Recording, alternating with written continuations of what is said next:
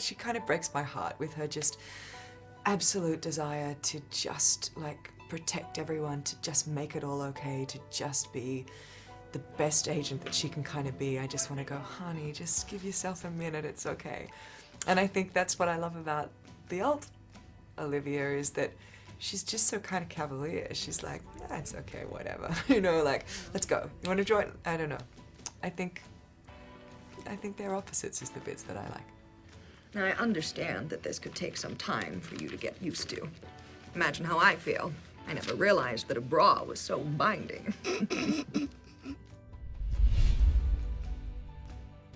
I died when I read that script. I'm like, what? What? What?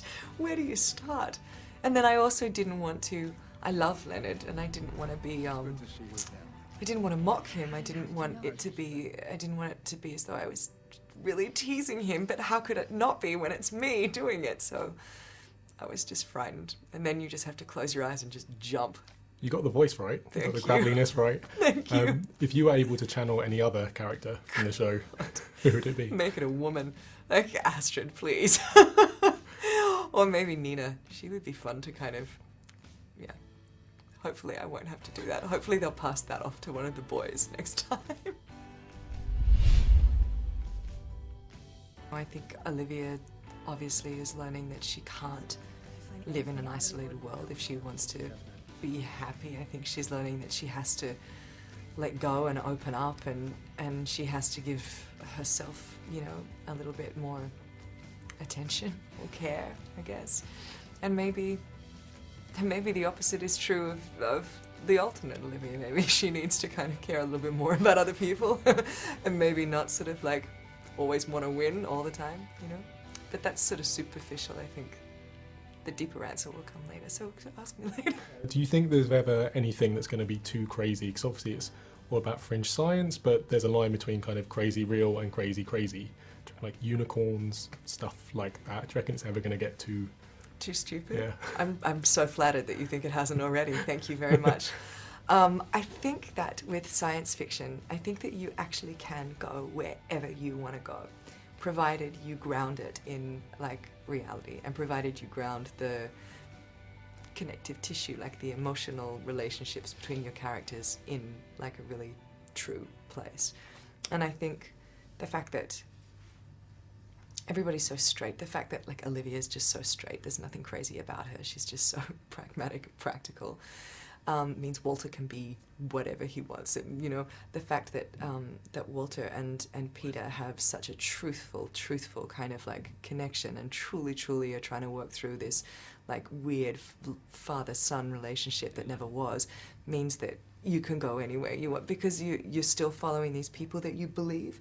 So therefore, if they believe, you suspend, you know, disbelief.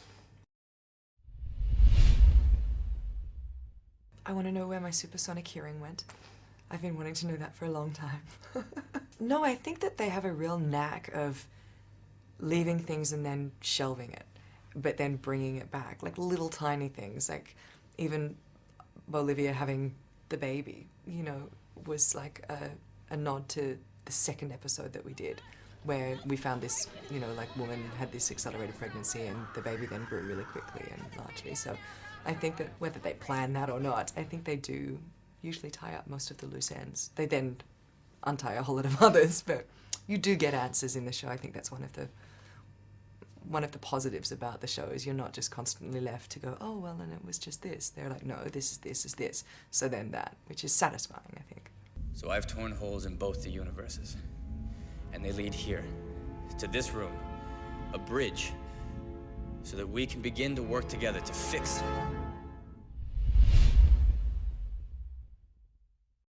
Gosh, I have no idea. I mean, I have no idea. And I don't know what he's going to be. I know Josh and Peter's going to come back to the show, but I don't know in what form. Like, I don't know if he's going to remember everything and we just don't, or if it's, I don't know, he'll be reincarnated, you know, like as the son of someone else, or I don't know. So again, it's pretty exciting to be able to go into, as you said, like the fourth series as well, and it's just fresh again. Yeah, completely. With the kind of love triangle with you for Olivia and Peter, with him now out of the equation, how would you like to see their kind of paths continue? I don't know.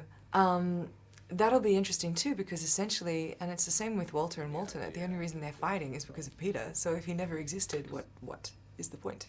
Are they just fighting because you're supposed to fight, because you're my enemy and we're at war, which is a nod to the world?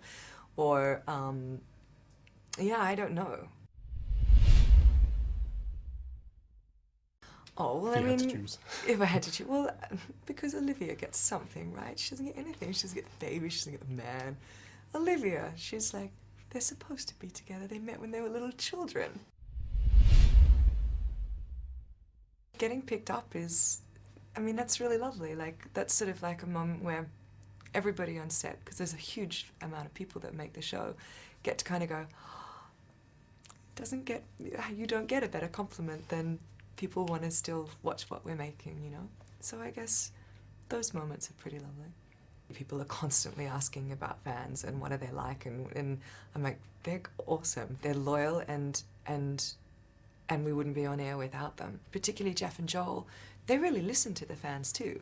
Like, they're really all over it. They like to know what people think and what the opinion of it is, and there's much more interaction than there used to be, because everything's so instantaneous. So as soon as the episode airs, then people can have an opinion, and then they go, oh, really? You didn't like it? Not that they necessarily live by what they do, but they definitely take that on board. And so I think more so than other shows, I think there is actually an interaction there. There's like a little dance that's played. It could go anywhere. I don't know how it's going to affect all of the characters and the show, and how much of an influence Peter then has been on them all, and then who would they be had he never existed, and I don't know. I don't think that we're bound to flash forwards to the future at all, but I'm not opposed to that. I'm interested, one of the last lines that Peter says is, I'm not sure who was responsible for bringing it back. Was it Ella or Astrid? And so I'm interested to see if one of those, if they end up moving from one, you know, from the future to the past. I don't know.